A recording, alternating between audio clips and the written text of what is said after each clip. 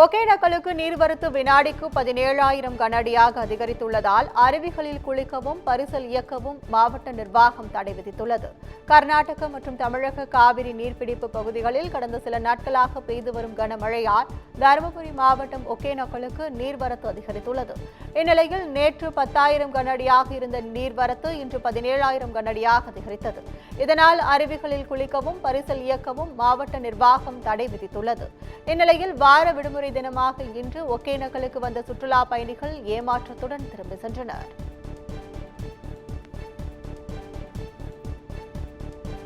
கள்ளக்குறிச்சி மாவட்டம் உளுந்தூர்பேட்டை அருகே பாண்டூர் கிராமத்தில் அரசு பேருந்தை சிறைப்பிடித்து பொதுமக்கள் சாலை மறியலில் ஈடுபட்டனர்.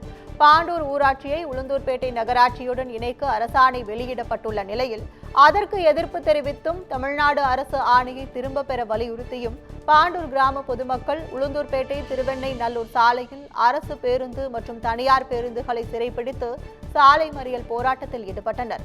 சம்பவ இடத்திற்கு வந்த போலீசார் நடத்திய பேச்சுவார்த்தையை அடுத்து போராட்டம் கைவிடப்பட்டது. இதனால் சுமார் 1 மணி நேரத்திற்கும் மேலாக போக்குவரத்து பாதிக்கப்பட்டது.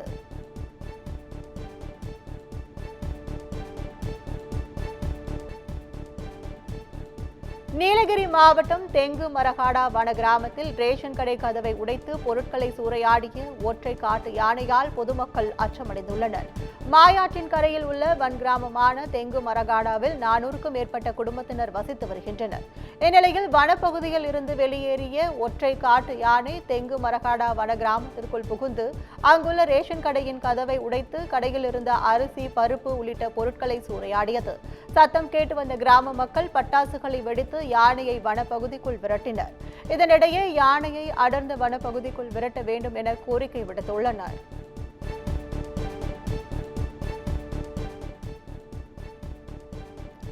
ராமநாதபுரம் மாவட்டம் ராமேஸ்வரம் ராமநாத சுவாமி கோயிலுக்குள் புகுந்த மழைநீரால் பக்தர்கள் அவதியடைந்தனர்.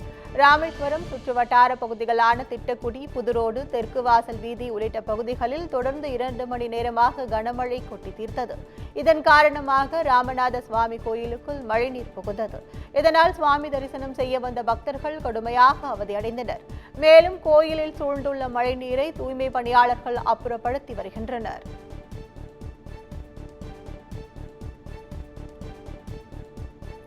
கடலூரில் மீனவர்கள் வலையில் 150 டன் எடையுள்ள மீன்கள் சிக்கியதால் அவர்கள் பெரும் மகிழ்ச்சி அடைந்தனர். கடலூர் தேவனாம்பட்டினம் பகுதியைச் சேர்ந்த மீனவர்கள் மீன்பிடிக்க கடலுக்கு சென்றபோது 150 டன் எடையுள்ள பெரும்பாறை வகை மீன்கள் பிடிபட்டது. இதனால் பெரும் மகிழ்ச்சி அடைந்த மீனவர்கள் மீன்களை போராடி கரைக்கு கொண்டு வர முயற்சித்தனர். அதில் 50 டன் மீன்களை எடுத்து வர முடியாமல் கடலிலேயே விட்டு வந்ததாக கரைக்கு திரும்பியதும் அவர்கள் தெரிவித்தனர். இதனிடையே பெரும் அளவு மீன்கள் சிக்கிய காட்சிகள் வெளியாகியுள்ளது.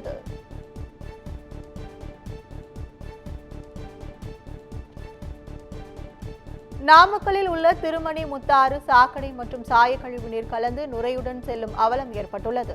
சேலம் மாவட்டத்தில் பெய்த கனமழை காரணமாக திருமணி முத்தாற்றில் வெள்ள நீர் பெருக்கெடுத்து ஓடியது. ராசிபுரம் அடுத்த மதியம்பட்டி வழியாக திருமணி முத்தாறு செல்லும் போது சாக்கடை மற்றும் சாயக்கழிவு கலந்து ஆற்றில் நீர் நுரையுடன் செல்கிறது. அத்துடன் ஆற்று நீர் கரும் நிறத்துடன் வருவதால் துர்நாற்றம் வீசி மக்கள் அவதியடைந்து வருகின்றனர். மழை வரும் காலங்களில் சாயப்பட்டறை கழிவுகளை திறந்துவிடும் மர்ம நபர்கள் மீது மாவட்ட நிர்வாகம் உரிய நடவடிக்கை மேற்கொள்ள வேண்டும் என அப்பகுதி விவசாய மக்கள் கோரிக்கை விடுத்துள்ளனர்.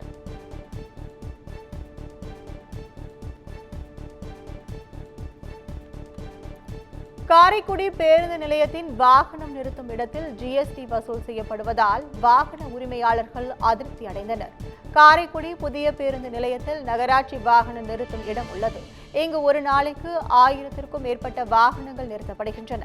இந்நிலையில் ஒரு இருசக்கர வாகனத்திற்கு 10 ரூபாய் வசூலிக்கப்பட்டு வந்த நிலையில் தற்போது 18% GST சேர்த்து வசூல் செய்யப்படுவது பொதுமக்களை அதிருப்தி அடைய வைத்துள்ளது. இதுகுறித்து காரைக்குடி ஆணையாளரிடம் கேட்டபோது வாகன நிறுத்தும் இடங்களுக்கு GST வசூல் செய்யக்கூடாது என்றும் இதுகுறித்து ஒப்பந்ததாரருக்கு நோட்டீஸ் அனுப்பி நடவடிக்கை எடுக்கப்படும் என்றும் தெரிவித்தார்.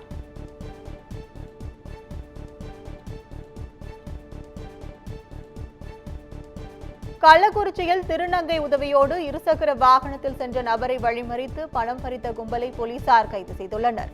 புக்குளம் கிராமத்தைச் சேர்ந்த பழனியப்பன் என்பவர் வீரசோழபுரம் அருகே தனது இருசக்கர வாகனத்தில் சென்றபோது அடையாளம் தெரியாத 3 பேர் அவரை வழிமறித்து 30,000 ரூபாய் பணத்தை பறித்து சென்றனர்.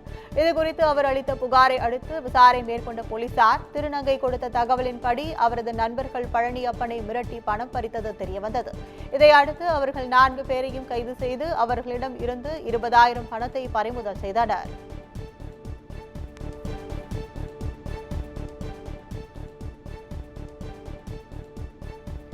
ராமநாதபுரம் மாவட்டம் கமுதி அருகே ஆண்கள் மற்றும் பங்கேற்று எல்லைப்பிடாரி அம்மனுக்கு ஆடுகளை பலியிட்டு சிறப்பு வழிபாடு செய்தனர்.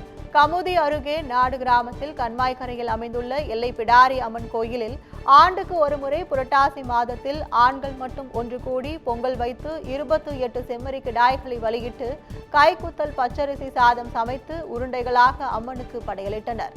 தொடர்ந்து படையலிடப்பட்ட சாத உருண்டைகளும் கறியும் ஆண்களுக்கு பரிமாறப்பட்டது. இதில் சுற்றுவட்டார கிராமங்களைச் சேர்ந்த ஏராளமான ஆண்கள் கலந்து கொண்டு அம்மனை தரிசனம் செய்தனர்.